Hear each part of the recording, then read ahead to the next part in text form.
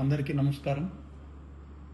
Paper mill కార్మికుల సమస్యలపైన యువజన విభాగం అధ్యక్షులు, రాష్ట్ర అధ్యక్షులు జక్కంపూడి రాజా గారు గడిచిన 9 రోజులుగా చేస్తున్నటువంటి కార్యక్రమాలన్నీ కూడా మనం గమనిస్తూనే ఉన్నాం.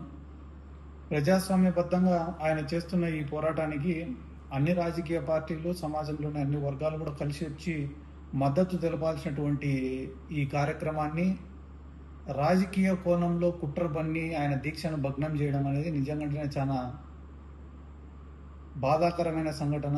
ఎందుకంటే ఒక మాజీ శాసనసభ్యుడు, ఒక పెద్ద కుటుంబం నుంచి వచ్చినటువంటి లీడర్ అయినటువంటి జక్కంపూడి రాజా గారు కార్మికుల సమస్యల పరిష్కారం కోసం యాజమాన్యం యొక్క బూట్లు తుడవడానికైనా కూడా నేను సిద్ధం, కానీ సత్వరమే కార్మికుల యొక్క సమస్యను పరిష్కరించండి, ఇది రాజకీయ కోణంలో కాదు, నా యొక్క ఎజెండా కాదు, రాజకీయ ఎత్తుగడ కాదు, కేవలం కార్మికుల సమస్య కోసమే నేను ఈ దీక్ష చేస్తున్నా, ప్రపంచానికి కార్మికుల సమస్య తెలియాలా, ప్రభుత్వానికి కార్మికుల యొక్క సమస్య తెలియాలా, యాజమాన్యం కూడా దిగి రావాలా అనే ఉద్దేశంతో జక్కంపూడి రాజా గారు ఒక సహృదయంతో, ఒక మంచి మనసుతో పేదవాని సమస్య తీర్చాలని చెప్పి పూనుకునే ఈ కార్యక్రమాన్ని చర్చలతో సాధించవచ్చు.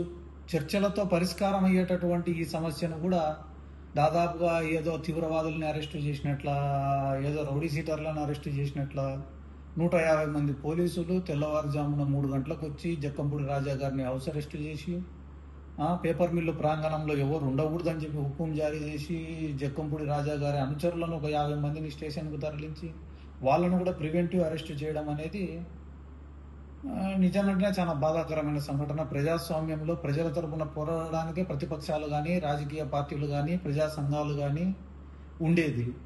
కాబట్టి ప్రజా సమస్యలపైన పోరాడే ప్రతి ఒక్కరి గొంతు నొక్కడమే ఈ ప్రభుత్వం యొక్క పనిగా ఈరోజు కనిపిస్తూ ఉంది. ఎందుకంటే మొన్న జరిగిన డాక్టర్ల సమస్య కావచ్చు, అది కూడా విజయవాడలో జరిగినటువంటి మెడికల్ విద్యార్థుల సమస్య కావచ్చు, ఇవన్నీ కూడా చిన్న చిన్న పరిష్కారం, ప్రభుత్వాలు పిలుచుకొని కూర్చోబెట్టి మాట్లాడి పరిష్కరించే సమస్యలను కూడా జటిలం చేసుకొని